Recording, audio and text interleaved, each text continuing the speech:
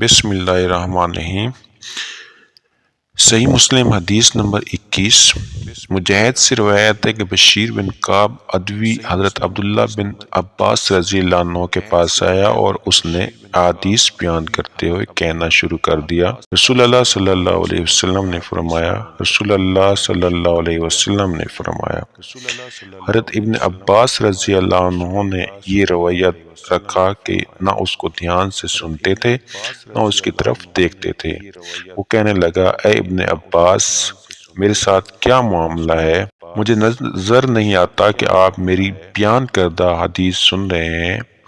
میں آپ کو رسول اللہ صلی اللہ علیہ وسلم سے حدیث سنا رہا ہوں اور آپ سنتے ہی نہیں۔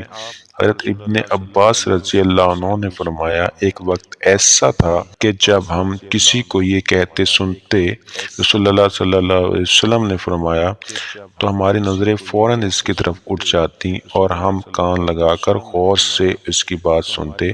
پھر جب لوگوں نے بلا تمیز ہر مشکل اور آسان پر سواری شروع کر دی تو ہم نے لوگوں سے کوئی حدیث قبول نہ کی سوائے اس حدیث کے جسے ہم جانتے تھے۔ صحیح مسلم حدیث نمبر 22۔ ابن ابی ملائکہ سے روایت ہے، کہا میں نے حضرت عبداللہ بن عباس رضی اللہ عنہ کی طرف لکھا اور ان سے درخواست کی کہ وہ میرے لیے ایک کتاب لکھیں اور جن باتوں کی صحت میں خلل ہو یا جو نہ لکھنے کی ہوں وہ باتیں مجھ سے چھپا لیں۔ انہوں نے فرمایا، لڑکا خالص احادیث کا طلبگار ہے، میں اس کے لیے حدیث سے متعلق تمام معاملات میں صحیح کا انتخاب کروں گا اور موضوع اور گھڑی ہوئی احادیث کو ہٹا دوں گا۔ کہا انہوں نے حضرت علی رضی اللہ عنہ کے فیصلے منگوائے اور ان میں سے چیزیں لکھنی شروع کی، اور یہ ہوا کہ کوئی چیز گزرتی تو فرماتے، باخدا یہ فیصلہ حضرت علی رضی اللہ عنہ نے نہیں کیا، سوائے اس کے کہ خدا نخواستہ وہ گمراہ ہو گئے ہوں، جبکہ ایسا نہیں ہوا۔ صحیح مسلم حدیث نمبر 23۔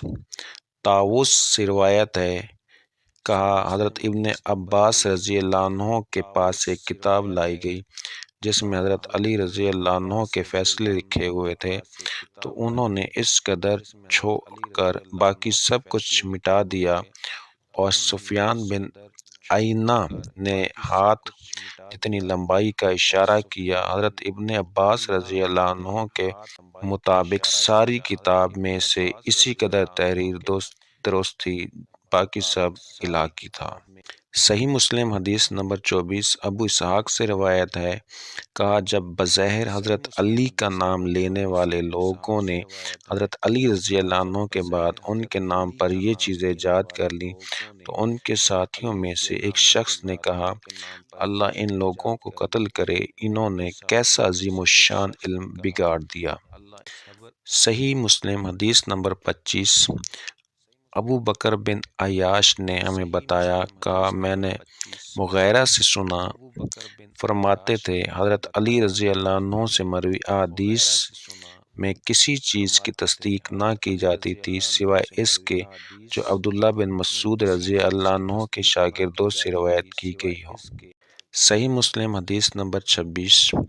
ابو اسحاق سے روایت ہے، کہا جب بظاہر حضرت علی کا نام لینے والے لوگوں نے حضرت علی رضی اللہ عنہ کے بعد ان کے نام پر یہ چیزیں ایجاد کر لیں تو ان کے ساتھیوں میں سے ایک شخص نے کہا، اللہ ان لوگوں کو قتل کرے، انہوں نے کیسا عظیم الشان علم بگاڑ دیا۔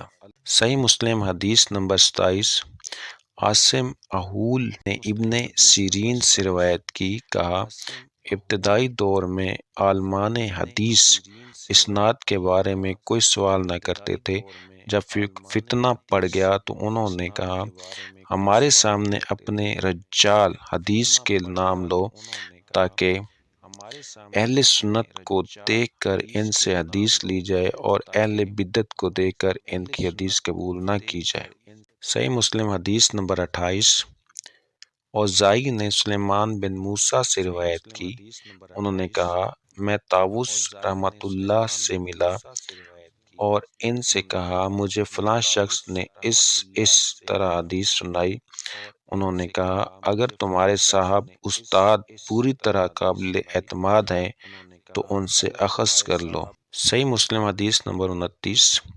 سعید بن عبد العزیز نے سلیمان بن موسیٰ سے روایت کی، انہوں نے کہا میں نے طاووس رحمۃ اللہ سے عرض کی فلاں نے ان الفاظ سے مجھے حدیث سنائی، انہوں نے کہا اگر تمہارے صاحب ثقاہت میں بھرپور ہیں تو ان سے اخذ کر لو۔ صحیح مسلم حدیث نمبر 30۔